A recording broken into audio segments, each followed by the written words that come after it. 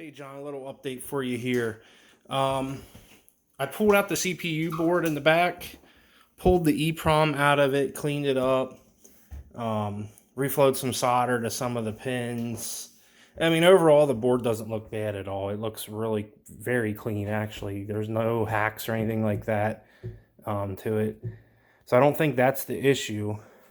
And after I did all that, the problem was still existing with the boiler door. So I pulled off this plug here, which I'm assuming, I don't have the manual yet, it's coming tomorrow. But without the manual, I'm assuming that these two wires go up to the computer logic. They're basically, I'm assuming that's what the computer tells this little remote board here, this little motor board, whatever you want to call it. It's part number 2026.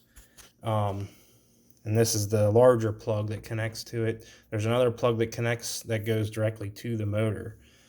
So I figured, let's see, since I was only getting about 20 volts at the motor for a few, like not even a few seconds, maybe a second or two, when you start the game, I wanted to see if this was showing the same thing. And before I get ahead of myself, I did test this transistor and it tested good. I didn't test any of the other components on the board because most of them are diodes and I'd have to remove them to actually test them the right way. They were giving me readings both ways, but I'm assuming that's just because they're installed on the board. I didn't remove a leg to test them. So I got my probes in here. Got something kind of interesting. So get this set up. And this is very touchy. Those probes, I had to really jam in there pretty good, so if they're not in 100%, they won't read right. Lower this down.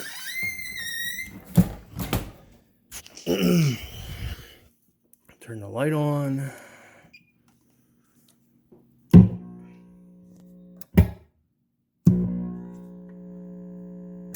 Okay.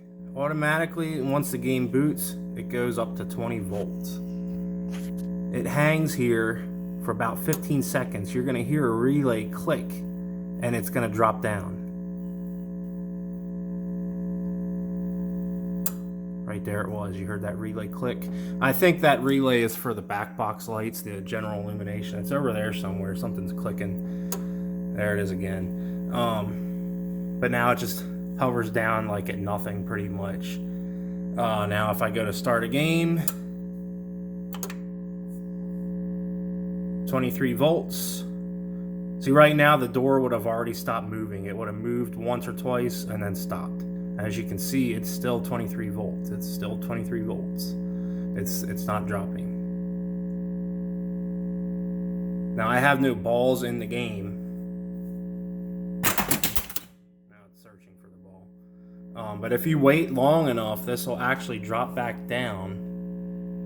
And when it does a ball search, when the voltage is down, it moves that boiler door up and down, and you actually see the voltage go back up when it does the ball search for like the third time. I guess the door moves for however long, see there it dropped down. So I guess the door has a certain time limit that it'll move up and down and then it stops.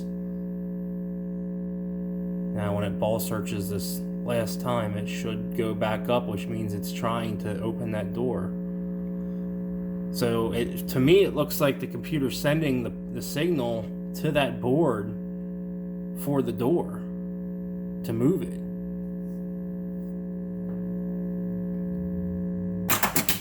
See, there you go. Just ball searched and went up to 23. It's moving the door. Still moving it. Apparently it moves it for a good long time. Now we're back down. We're ball stuck. So in my inexperienced head, I'm thinking the logic is commanding that motor to run longer than it is. So do I have something wrong with that little motor board? It seems like a pretty simple circuit. But there is an issue when I have balls in the game. You'll see that motor running, but it'll almost immediately kick a ball it'll flap that gate open and it'll kick the ball out into the play field. So I'll show you that now quick. And once the ball kicks, it apparently stops moving the door. I don't know if that's normal or not.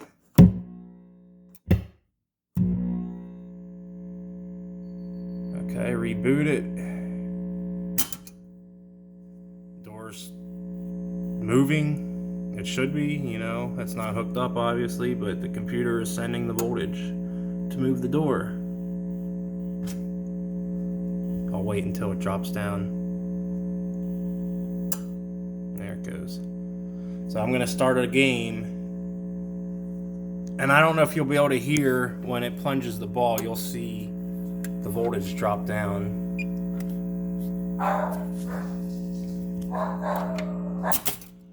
So there it's high. The ball's in that lane. It kicked it already, and it stopped moving the door. I don't know if that's normal or not, but that seems to be how it works. I don't know how to get the door to move again. See, now I got multi-ball. Sorry about the noise in the background. My dogs are going crazy. I don't know how to get the door to move again. There's got to be something that triggers it in the game, but that's pretty much as far as I got.